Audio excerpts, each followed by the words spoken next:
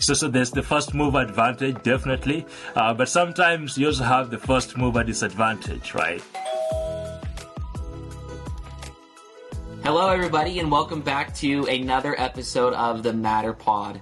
We're really excited because today we are joined by Bob here from Uganda, actually. Welcome to the episode, Bob. We appreciate you taking the time to record this podcast episode with us. Thank you. Thank you so much, Christian, for having me. And it's an absolute pleasure to be on this podcast. I've been, as I mentioned, an avid listener and watcher, especially on YouTube. And it's been a great resource for us. So it's such an honor to be here today.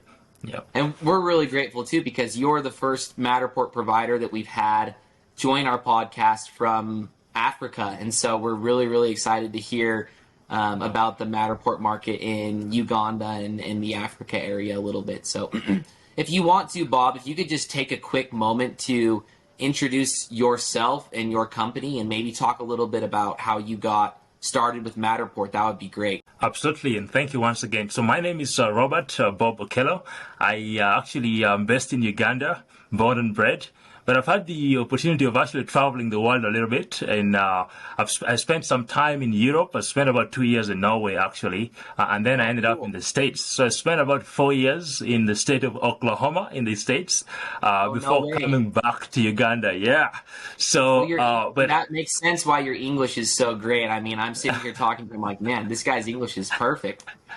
Right. So, in Uganda, actually, English is the first language for most people. So, you learn English going to school. But, yeah, definitely, I think that has helped. So, how did we get started? My company right now, we actually just had a spin-off from a parent company that does a few other things. But the company that I'm mostly focused on right now is called Mojanity Technologies Limited.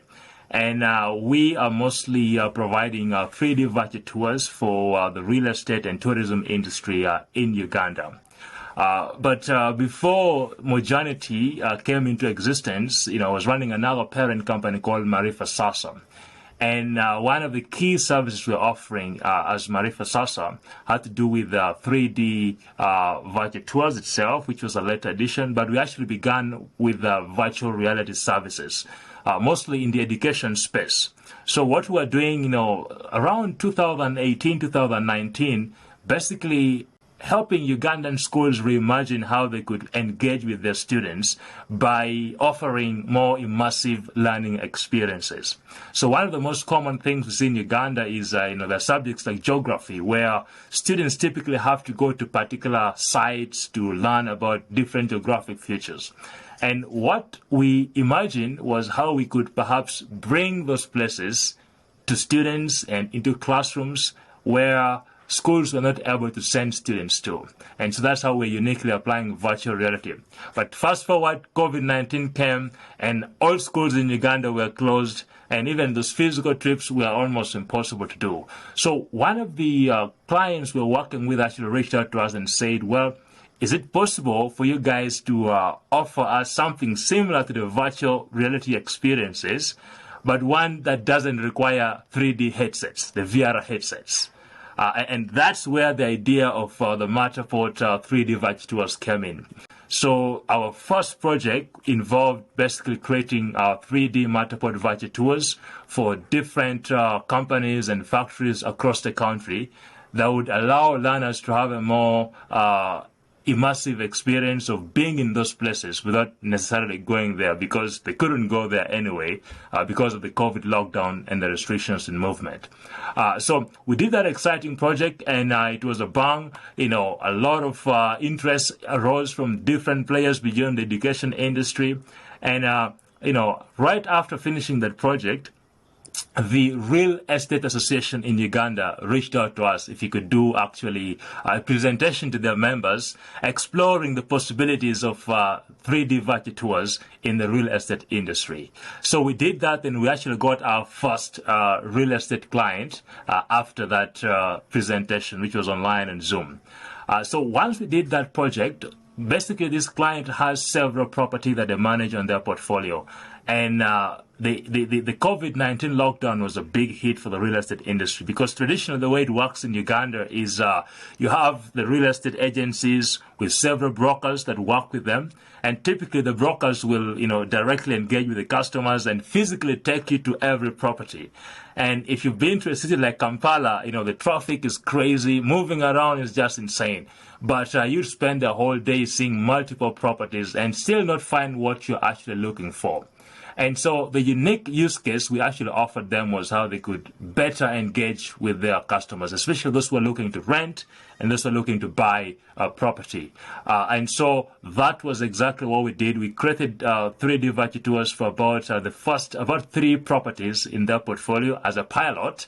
And that also helped us sort of expand a bit of our portfolio in terms of the real estate space. And ever since then, it's just been an incredible journey of growth and experiences. Yeah. That's incredible. So right now, you say you're not doing experiences surrounding education as much. You're more so, Mojanity is focused on the real estate and the tourism. Like travel. Yeah, travel and hospitality. Exactly. Exactly, which is quite interesting because, our core business was education, edtech. And then we tinkered with this 3D virtual tour. And very quickly, the real estate portfolio grew so much that it became our cash cow, actually, and our primary focus. And I think that's what informed our decision to actually have a spin-off company to focus exclusively on offering 3D virtual tours for real estate and then tourism and hospitality, or travel and hospitality. Yeah. Does the EdTech portion of your business still exist? Are you guys still creating experiences for schools and education systems? Yes, indeed, it does. So what we are doing now, especially in the EdTech space and for schools, mostly a lot of schools that want to find more interesting ways of engaging with their parents, especially, and prospective students. So they're still using 3D, virtual tours as a way of doing like school visits and stuff like that. So that's mostly the main use case in the education space. And we're seeing quite a lot of schools actually, coming on board as well. Because it gives them a more competitive edge as well, because it's something still new in the market, and being able to offer that sort of experience, especially for parents who may not be able to do physical school visits, it's still something that they see a lot of value in. Yeah. Gotcha. So if I understood you correctly, you mentioned earlier that you started creating virtual tours of, different businesses or different places where the students could actually walk around and learn more about that specific place because they weren't able to go on field trips due to COVID and visit and learn about new places. So in that case, I'm just curious, in that use case, was the school paying you to go out and create these experiences for these businesses, or was it the business themselves that was paying for your services? Right. So in this case, it was actually the schools that were paying us to go and create these services. Yeah. But in one unique situation, we also had we had a development partner that was working on building capacity of a lot of schools. So in that situation, they actually contracted us to work with the schools and develop all these virtual tours, so they're the ones paying us. So we have had both situations where schools directly pay us, especially for the what they call the virtual exposure visits. And then we've also had situations where partners, and mostly development partners working in the Ugandan education space, paying us directly to deliver such services. Interesting. So would the schools just tell you, hey, we want you to go try and create a virtual tour of this place, and then you would go to that place and ask them for permission to create the virtual tour of it, and then the school would pay you for that? Yeah, so basically the way it works is that, the school will say, okay, we have this particular, for example, module that involves understanding, let's say, the coffee value chain. And we have identified this coffee factory that basically would be sort of a good use case for us to expose our learners to. Then in many situations, they would actually make the introduction to the company, and then we would go on site. But the cool. development of the process would be basically based on, okay, what are the learning objectives? So it's a very unique situation, actually, in terms of how we apply the 3D virtual tours in education space. So having in mind the learning objectives and what the school wants to get out of it, and then would then, curate that and actually, create different meta tags and all that into the entire process to basically ensure that at the end of the day, when learners go through this virtual tour, they're actually able to, hit all those learning objectives and get some actual value. Yeah, that's crazy. That's a really, really interesting model, actually, as I'm sitting here thinking about it, because really the school is telling you, we want you to go create a virtual tour of this place. And what you're saying is in some instances, they would actually make the intro to that place. And so then you show up to that business with your camera and you create a virtual tour of it and give it back to the school, and the school already paid for it. But you also have an additional opportunity to begin working directly with that specific business and help them potentially display that tour on their website as well. And so it's kind of like you kill two birds with one stone potentially. Exactly. If the business likes the experience that you've created, and you can show them, hey, look, the school is going to use this for this purpose, but we can also repurpose this, and you can begin using it on your own website or your own social media channels or email campaigns, etc. So that's kind of an interesting way to approach it. I've never considered or thought of before. Exactly. Actually, some very interesting situation where we had, this coffee company. They do a lot of coffee export, but mostly dealing in organic coffee and fair trade coffee. And one of the things they really wanted was to offer a means through which a lot of their buyers, especially in Europe, could actually, virtually tour their facility to ensure that they are basically following all the different protocols and all that. So that was a very unique situation where they actually, then repurpose what the school asked us to do to meet their own need as well, in terms of just giving their partners across the world access to their facility remotely. That's incredible. That is so, so cool. I've literally never thought about using schools for that purpose. And then you also mentioned that one of the main things that you will do for school is actually create a virtual tour of the school itself, and the parents can use it to walk around the school, get familiar with it, because in a lot of cases you're saying parents don't have the ability to actually go and visit the school themselves in person sometimes. Exactly, especially in the aftermath of COVID. So one thing we observed was as schools were reopening, parents were still very reluctant about, the social distancing, structures and how schools were actually prepared to receive students back for the first time after the opening and after the lockdown. So one use case was where, a particular school basically said, okay, we have set up our classrooms, to meet all the standard operating procedures of how, COVID, social distancing and all that.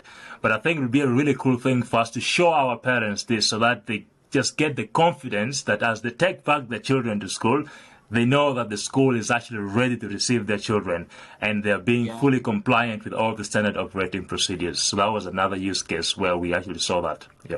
I think a lot of kids, too, when they're new to a school or they have a new teacher and they're going to be going to a new classroom, I do think, at least for me personally when I was younger, you kind of have a little bit of nerves on your first day or so because you're going into an environment that you're not familiar with. And so if you can provide a young student or a child with the ability to walk around the room and kind of experience it virtually before they go and visit it, physically, I think that can decrease a lot of the anxiety and stress that comes with that new environment for them. Absolutely. And actually, I think a lot of schools also see this as a way of doing sort of, as a tool for orientation, right? So, for new students who are coming in, helping them get familiarized with the different facilities of the school, the classrooms and different aspects of the school. So it's an incredible tool for just doing student orientation as well.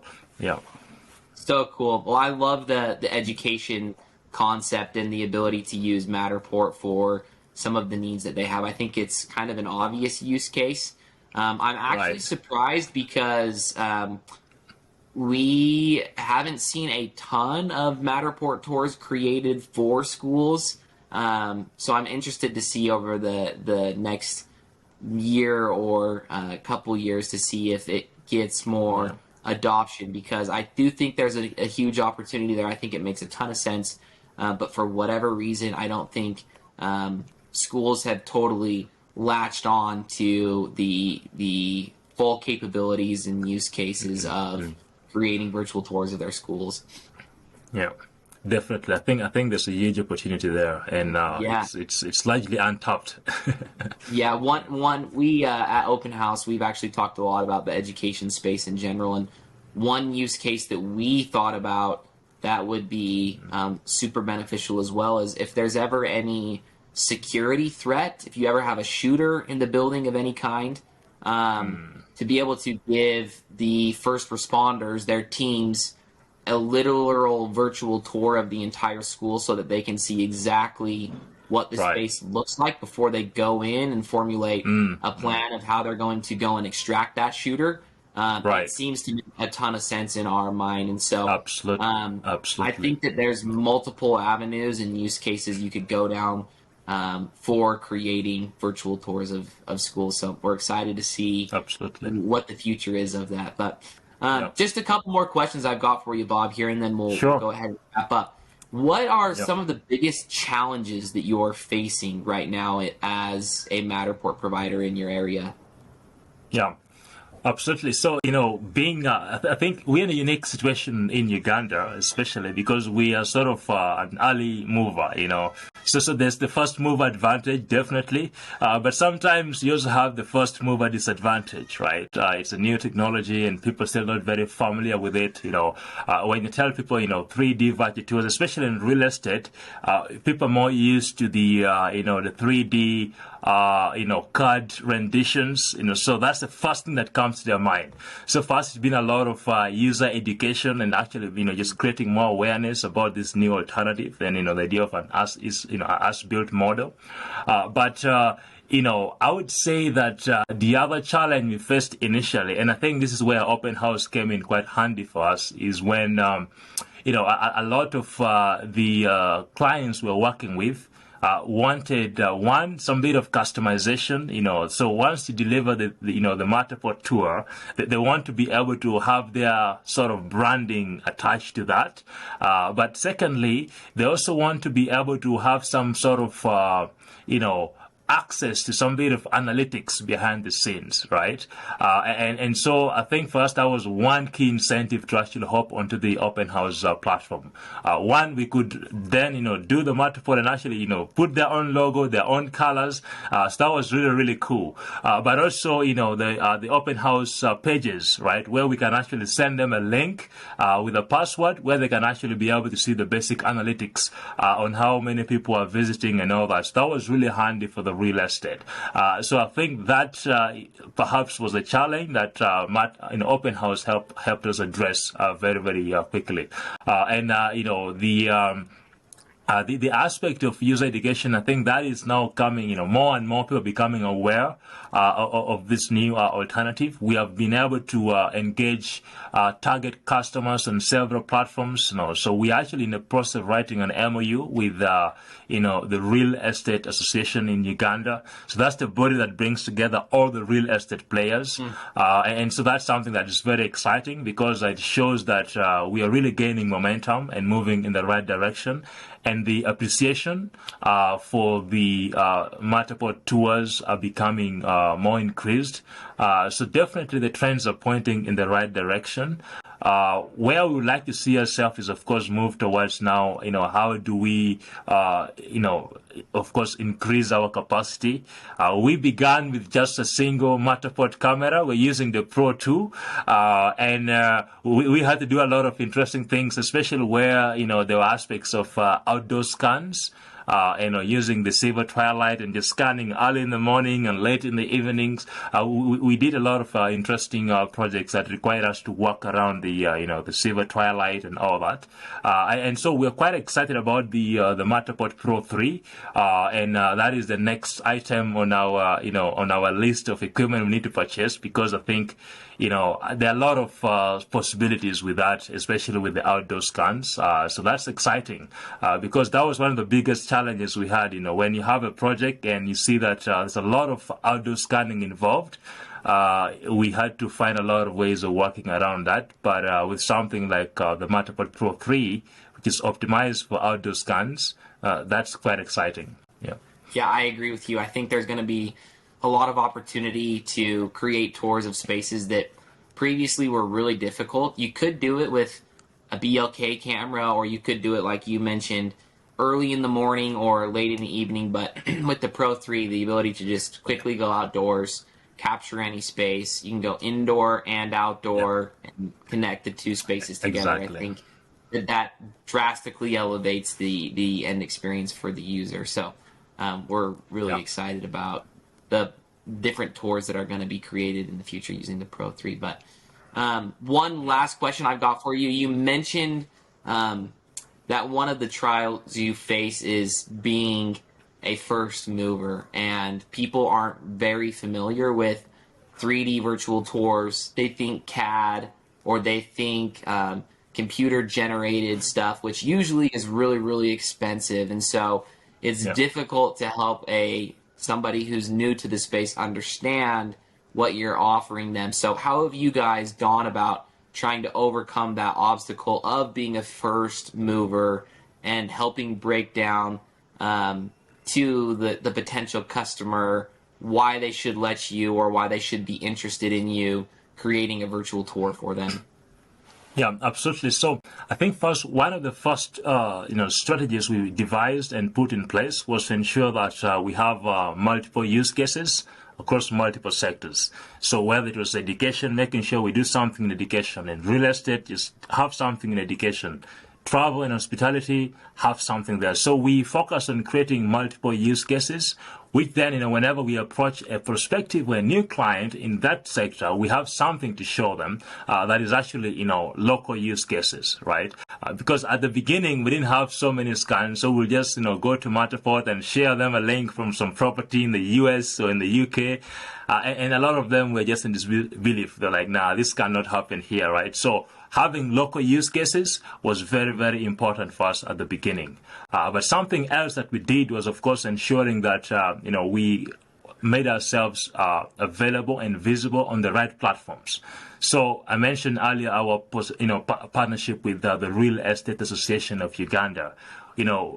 Targeting such sort of associations where we knew we would be, hit one target and basically hit everyone within the sector was really, really key.